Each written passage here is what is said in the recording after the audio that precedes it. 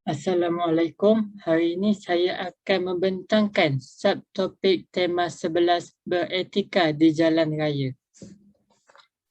Apakah itu etika di jalan raya? Etika di jalan raya ialah amalan mematuhi peraturan dan undang-undang yang telah ditetapkan di jalan raya untuk mengelak berlakunya risiko kemalangan dan kematian di jalan raya. Adakah pengguna jalan raya wajib untuk mematuhi etika ini? Ya, ianya wajib untuk dipatuhi oleh pengguna jalan raya. Apa yang berlaku jika pengguna jalan raya tidak mematuhi etika ini? Tindakan undang-undang akan diambil kepada pengguna jalan raya yang tidak mematuhi peraturan dan undang-undang jalan raya. Saya ada satu fakta yang menarik yang pasti anda ingin tahu. Tahukah anda, menurut data Pertubuhan Kesihatan Sedunia 2013, Malaysia menduduki tangga ketiga tertinggi berkaitan kematian yang melibatkan kemalangan jalan raya, di mana 23 orang bagi setiap 100,000 penduduk dan secara purata 40.4 kematian setiap hari. Sepanjang musim perayaan pula, seperti Hari Deepavali, Tahun Baru Cina dan Hari Raya Aidilfitri, secara puratanya melibatkan 200 kematian pada satu hari. Apakah punca utama berlakunya kemalangan ini?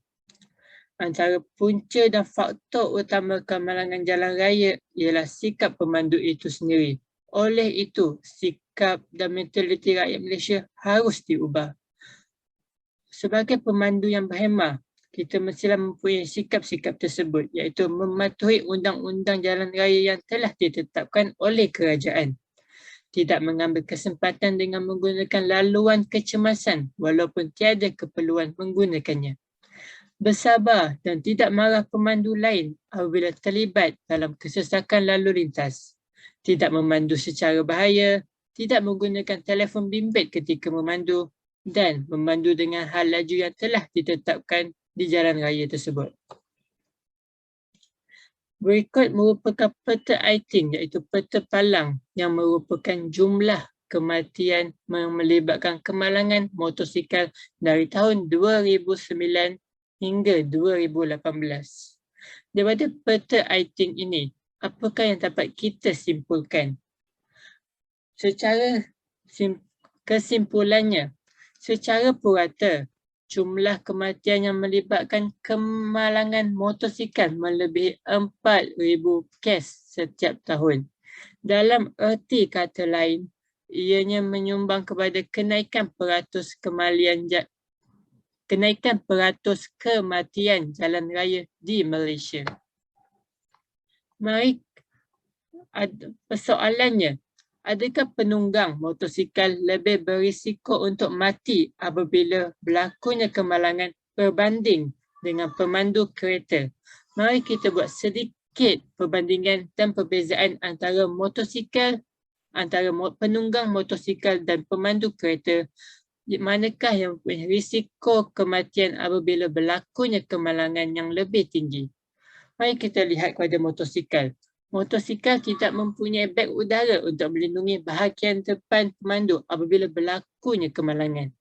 Tidak seperti kereta. Kereta mempunyai beg udara untuk melindungi bahagian depan pemandu apabila berlakunya kemalangan sekaligus mengurangkan risiko kematian pemandu kereta tersebut.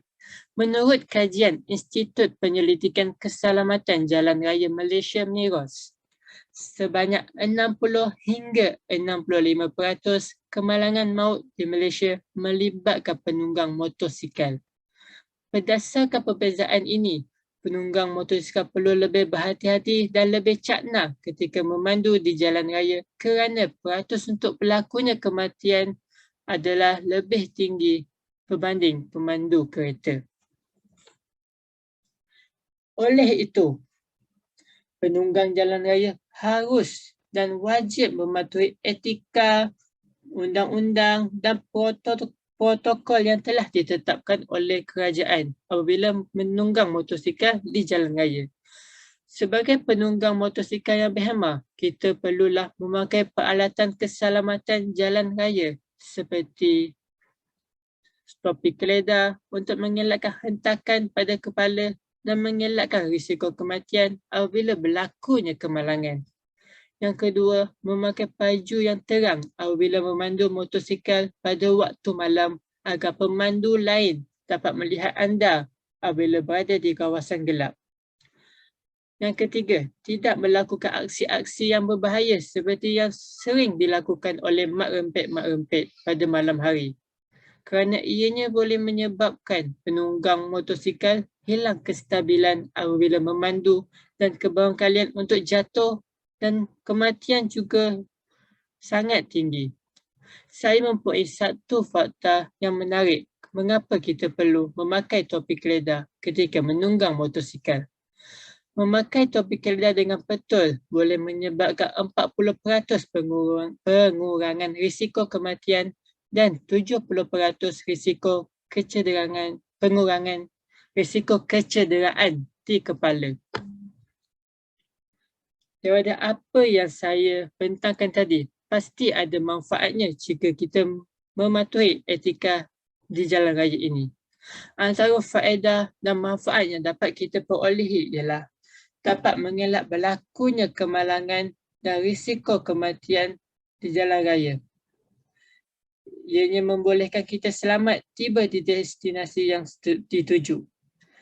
Selain itu, kita dapat mendisiplinkan diri kita untuk mematuhi peraturan dan undang-undang jalan raya yang telah ditetapkan oleh kerajaan, serta melancarkan trafik lalu lintas dan memudahkan urusan diri serta urusan orang lain. Di samping itu, kita dapat mewujudkan suasana perpaduan dan harmoni antara kaum di jalan raya. Dan akhir sekali, kita dapat menyelamatkan nyawa orang yang kita sayang.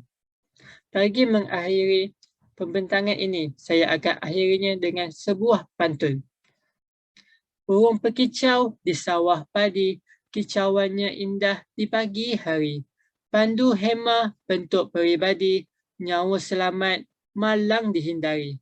Sekian, wabillahi taufiq wal hidayah. Wassalamualaikum warahmatullahi wabarakatuh. Sekian, terima kasih.